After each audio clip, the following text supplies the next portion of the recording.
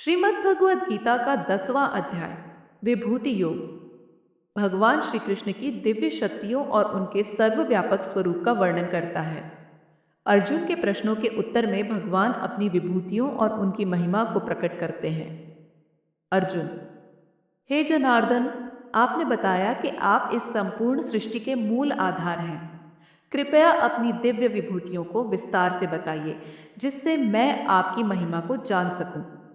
अर्जुन भगवान से उनकी सर्वव्यापकता और दिव्य स्वरूप को समझने की प्रार्थना करते हैं। कृष्ण: हे पार्थ, मैं आत्मा हूँ जो सभी प्राणियों में स्थित है। मैं सृष्टि का आदि, मध्य और अंत हूँ। मेरी विभूतियाँ अनंत हैं। मैं तुम्हें मुख्य विभूतियों के बारे में बताता हूँ। भगवान श्री कृष्ण बताते हैं कि उनकी विभूतियाँ अनगिनत हैं, लेकिन वे मुख्य विभूतियों का वर्णन करेंगे। कृष्ण: हे अर्जुन, मैं आदित्यों में विष्णु हूँ, रुद्रों में शंकर हूँ, ग्रहों में चंद्रमा और प्रकाशों में सूर्य हूँ, वेदों में सामवेद हूँ, पर्वतों में हिमालय हूँ, वृक्षों में पीपल हूँ, पशुओं में सिंह हूँ, पक्षियों में गरुड़ हूँ और मैं सबका आंतरिक आत्मा हूँ। भगवान यह समझाते हैं कि प्रकृति के हर पहलू में उनकी उपस्थिति है, चाहे वह ग्रह, पर्वत, नदी, पशु या पक्षी हो। कृष्ण: हे अर्जुन, मैं कर्मों में यज्ञ हूँ।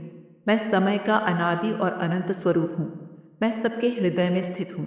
मैं जन्म, मृत्यु और अमरता का कारण हूँ। भगवान यह स्पष्ट करते हैं कि वे ही संसार के हर रूप, हर गुण और हर कर्म का मूल स्रोत हैं।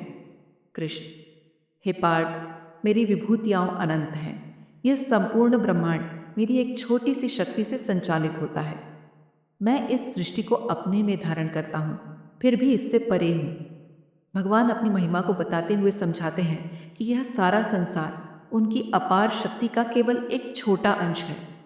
अर्जुन: हे केशव, आपकी विभूतियों को सुनकर मैं अचंभित हूँ।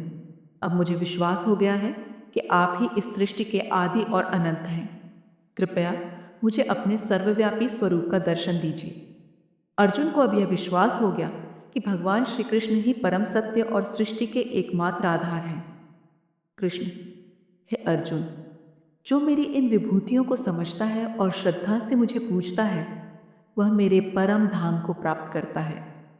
मेरी भक्ति और स्मरण ही मोक्ष का मार्ग है।